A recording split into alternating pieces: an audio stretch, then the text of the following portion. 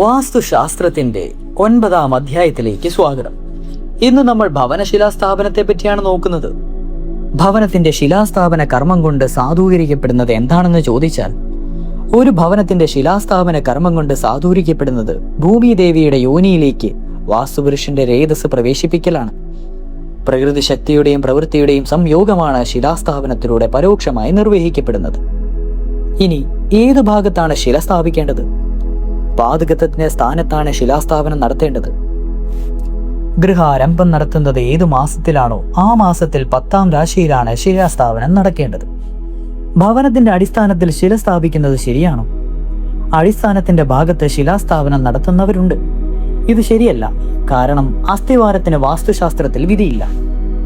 ശിലാസ്ഥാപനത്തിന് ഉത്തമമായ രാശികൾ ഏതെല്ലാമാണെന്ന് ചോദിച്ചാൽ, ഇടവം, ചിങ്ങം, വൃശ്ചികം, കുംഭം എന്നീ സ്ഥിരരാശികൾ ഉത്തമമാണ്.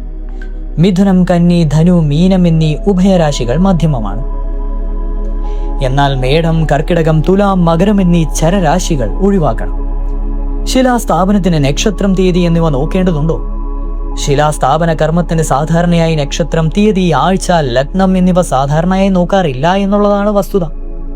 ശിലാസ്ഥാപനത്തിന് ഏറ്റവും ഉത്തമമായ സമയം ഏതാണെന്ന് ചോദിച്ചാൽ, വാസ്തുപുരുഷൻ പ്രതിദിനം 3/4 നാഴിക വീതം ദന്തശുദ്ധി, സ്നാനം, ജപം, ആഹാരം, താമ്പുലാചാർണവം എന്നിവയ്ക്ക് വിനിയോഗിക്കുന്നതായിട്ടാണ് വിശ്വാസം.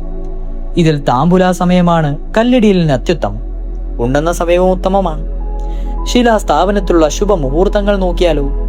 മേടം 10, 7, 1/4 നാഴിക പുലർച്ചയ്ക്ക് ശേഷം 8, 3/4 നാഴിക വരെയും, ഇടവം 21, കർക്കിടകം 11, ചിങ്ങം 6, തുലാം 11, വൃശ്ചികം 8, മകരം 12, കുംഭം 20 ഗൃഹനിർമ്മാണത്തിന് പാടില്ലാത്ത മാസങ്ങൾ നോക്കിയാലോ? ധനു, മീനം, മിഥുനം, കന്നി എന്നീ 4 മാസങ്ങൾ വാസ്തുപുരുഷൻ നിദ്രാവസ്ഥയിലാണെന്നാണ് വിശ്വാസം. ആയതിനാൽ ഈ മാസങ്ങളിൽ ഗൃഹനിർമ്മാണത്തിന് യോജിച്ചതല്ല. ജ്യോതിശാസ്ത്ര പ്രകാരമുള്ള ഓരോ ലഗ്നാദി ഭാവങ്ങളും ഗ്രഹനിർമ്മാണം ആരംഭിച്ചാലുള്ള ഗുണദോഷങ്ങളും എന്തെല്ലാമെന്ന് നമുക്കിനി നോക്കിയാലോ? അതായത്, ലഗ്നത്തിൽ ഗുരു, 6ാം ഭാവത്തിൽ സൂര്യൻ, 7-ൽ ബുധൻ, 4-ൽ ശുക്രൻ, 1-ൽ ശനി ഇവ നിൽക്കുന്ന സമയത്ത് ശിലാസ്ഥാപനം നല്ലതാണ്. ആ ഗ്രഹത്തിൽ ഐശ്വര്യത്തോടെ 100 വർഷക്കാലം ജീവിക്കുവാൻ കഴിയും. കേന്ദ്രത്തിൽ വ്യാഴവും ലഗ്നത്തിൽ 10-ൽ ബുധൻ, ശുക്രൻ 11-ലും സൂര്യൻ നിൽക്കുമ്പോൾ ശിലാസ്ഥാപനം നടത്തുന്ന ഭവനം 100 കൊല്ലം ഐശ്വര്യം നഷ്ടപ്പെടാതെ നിലനിൽക്കുന്നതാണ്. 10-ൽ ചന്ദ്രനും 4-ൽ വ്യാഴവും 11-ൽ ചൊവ്വയും ശനിയും നിന്നാൽ 80 വർഷമാണ് ഐശ്വര്യം നിലനിർത്തുക. ലഗ്നത്തിൽ ശുക്രൻ, 3-ൽ സൂര്യൻ, 5-ൽ ഗുരു, 6-ൽ ചൊവ്വ നിൽക്കുമ്പോൾ ശിലാസ്ഥാപനം നടത്തിയാൽ ആ വസതിയിൽ 200 വർഷക്കാലം ഐശ്വര്യം നിലനിൽക്കുന്നതാണ്. 4-ൽ ശുക്രനും 7-ൽ ബുധനും ലഗ്നത്തിൽ വ്യാഴവും 3-ൽ ശനിയും 6-ൽ സൂര്യനും നിന്നാൽ 100 വർഷക്കാലം നല്ലതാണ്. 5-ൽ വ്യാഴവും ലഗ്നത്തിൽ ശുക്രനും 6-ൽ ശനിയും 3-ൽ സൂര്യനും നിൽക്കുമ്പോൾ ഗ്രഹപണി ആരംഭിച്ചാൽ 200 വർഷം ഐശ്വര്യം നിലനിൽക്കുന്നതാണ്. ഉച്ചക്ഷേത്രമായ ഇടവത്തിലോ സ്വക്ഷേത്രമായ കർക്കിടകത്തിലോ ചന്ദ്രനിലും ലഗ്നത്തിലും കേന്ദ്രത്തിലും ചന്ദ്രകേന്ദ്രത്തിലോ ഗുരുവും നിൽക്കുന്ന സമയത്ത് ഗ്രഹം നിർമ്മിച്ചാൽ ധ്യാനാധിധ്യാനി ഐശ്വര്യാദികൾ ഉണ്ടാകുന്നതാണ്.